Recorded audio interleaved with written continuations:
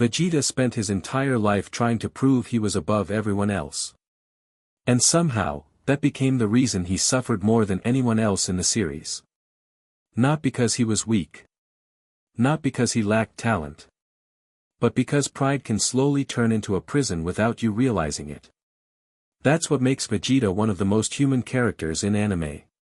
Because underneath the power, the rage, and the arrogance, is someone terrified of being small again. When most people think about Dragon Ball Z, they think about spectacle. Transformations. Fights. Power levels climbing into absurdity.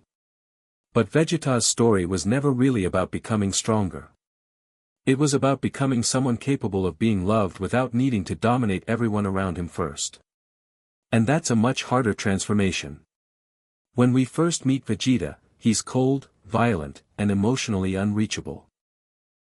He introduces himself like someone who already decided the world is divided into two kinds of people, those who rule, and those who exist beneath them.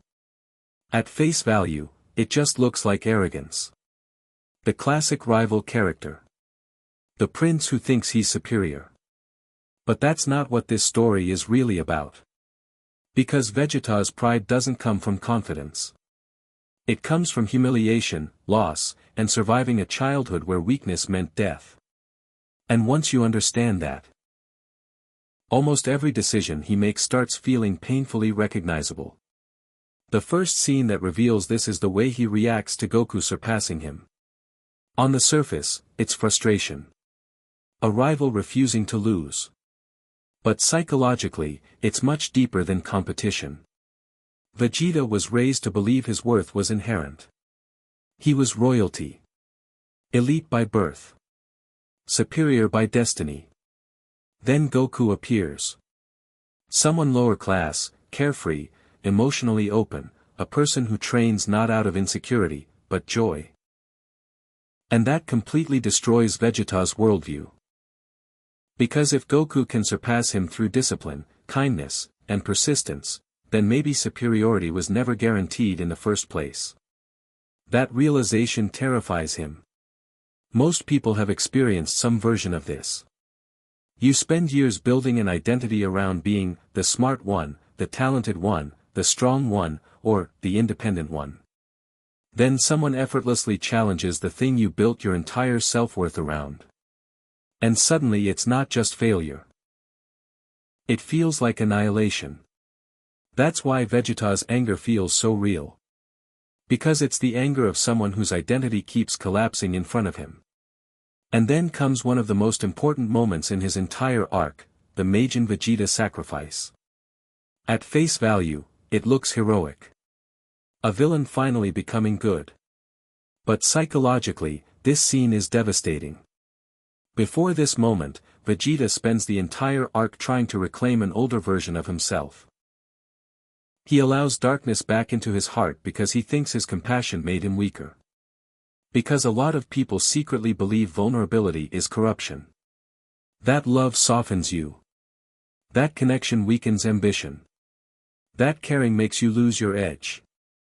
Vegeta believes the only way to feel powerful again is to become emotionally numb. So he goes backward. And for a while, it even works. He feels like himself again, cold, focused, untouchable. But then the film quietly changes. Because when he stands beside his sleeping son before sacrificing himself, the mask finally breaks. For the first time in his life, Vegeta accepts that he loves people more than he loves his pride. And that realization destroys him emotionally. Because now he understands what he almost threw away just to protect his ego. Another scene that reveals Vegeta's psychology happens much later in Dragon Ball Super during the Tournament of Power. There's a moment where he refuses to abandon his promise to Kaba. At face value, it's just character growth. Vegeta mentoring someone. But psychologically, this is one of the most important transformations in the franchise. Earlier Vegeta only cared about legacy in terms of dominance. Now he cares about responsibility. He no longer needs to prove he's above everyone else. He wants to help someone else rise. There's another subtle thing the series does with Vegeta that most viewers feel without consciously noticing. He smiles more as he becomes less obsessed with himself. Early Vegeta treats every emotional expression like exposure. Later on, especially around Bulma and Trunks, there's warmth in him that didn't exist before. And the important part is this: he didn't lose masculinity by becoming emotionally available. He became whole. A lot of men grow up believing emotional distance equals strength. But Vegeta's life quietly argues the opposite. His pride didn't make him powerful. His ability to outgrow it did. And in the end, that's what Vegeta's story teaches us about pride.